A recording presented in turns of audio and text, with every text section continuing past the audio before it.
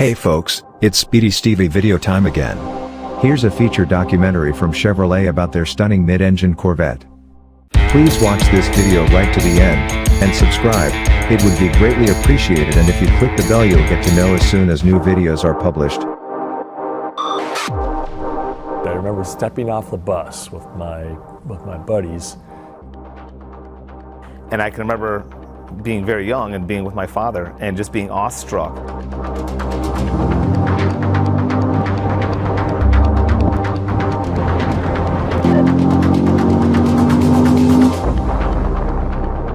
I looked around, here's this silver spaceship driving in.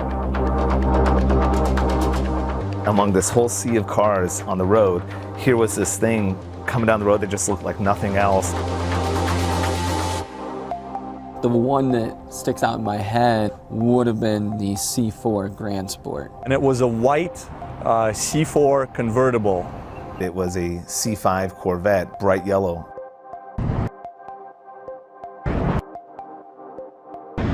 It's this awe-inspiring vehicle. It's an attainable vehicle, but it's also something that is born out of pure function. And quite frankly, by the time you get to 8, it's the full embodiment of what that is.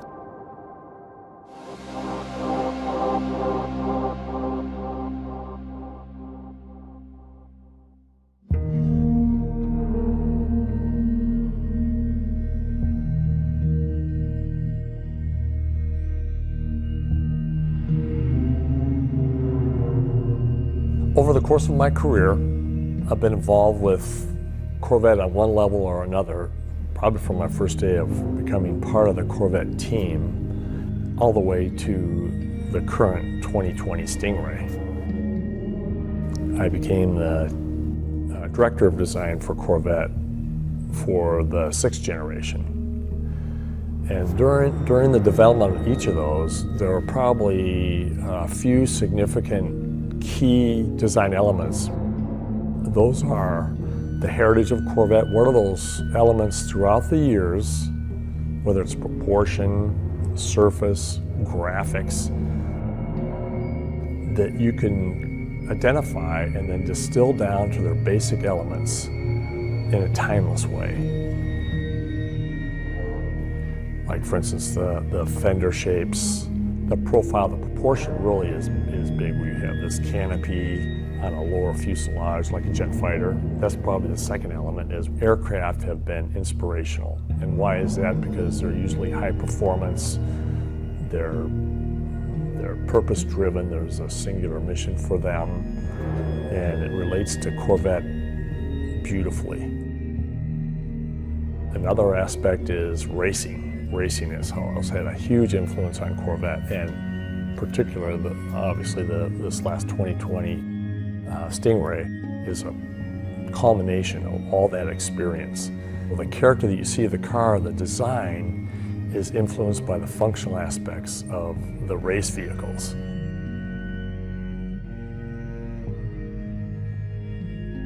We kind of had that innate history of what's coming from, of the past 2 generations for sure, and now 3. My point is that you see this level of function and continue grow and grow. And then you get back into the racing program at the same time then. And you see that where the track starts to become the inspiration for the regular man. And I think that's always been a beautiful part about Corvette, is that we're going to the track with this, we're doing our best to win. Obviously it's a shift in where we've placed a motor, but the reality is what caused that shift was what you saw grow from 4 to 5 to 6 to 7. We peaked out where we were at, and it was time to move on. And I remember clearly Tad Schechter, the chief engineer, saying, you know, we've optimized this platform as much as we possibly can. Now it's time to go to mid-engine.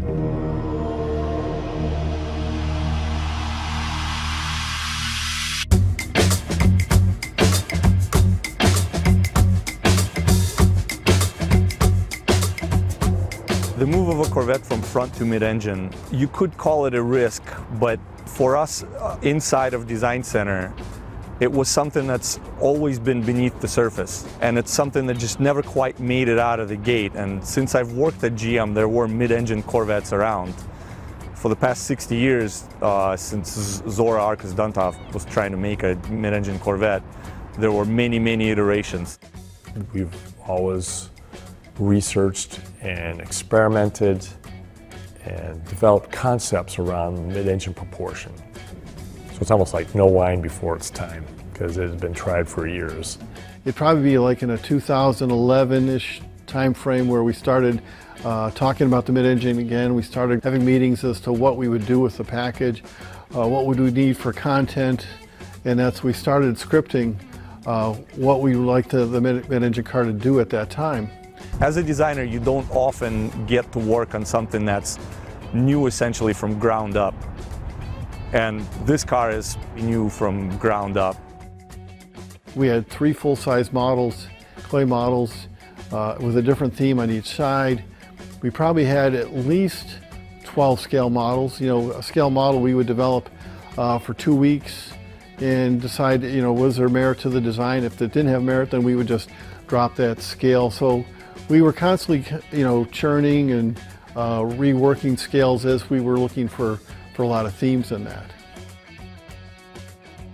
By moving to the mid-engine layout, what that enabled, as far as from a performance figures, as far as interior layout and visibility, going from the C7 Corvette to the C8, the 7th generation Corvette had kind of that arc of driver controls in front of you. And now we were taking it and literally kind of turning it on its side and making it really this 3-dimensional thing that you were sitting in. The difference of how extreme, how much lower the IP is, how much richer all the materials are, how much more sculptural and 3-dimensional the interior space is. I think that's going to be a really big takeaway and something that a lot of people aren't going to be expecting when they get inside of it. If you jump from a current Corvette C7 to the C8, the experience that the customer is going to get, when you start adding that all together, it's hard to look at going to a mid-engine configuration as a risk. It's going to take all those things that the front-engine car did and just take them to the next level.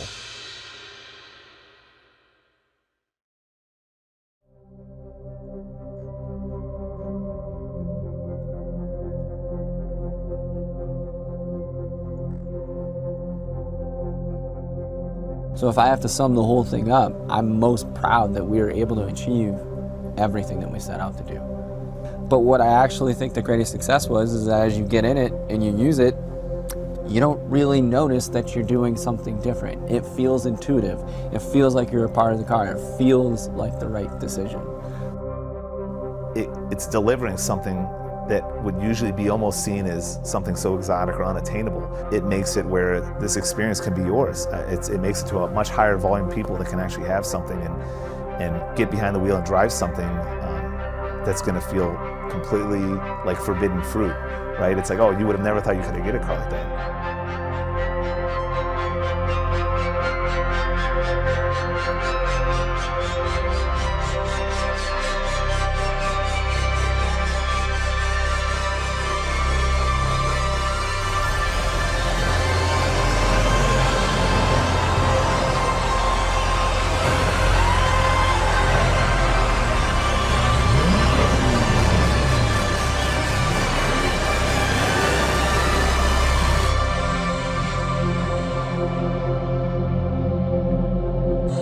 Although we all feel a sense of accomplishment for, finally, this was the right time to work on and introduce a mid-engine Corvette. But I'm here to tell you that that is just the tip of the iceberg. Just imagine where it can go from this point. This is just the beginning.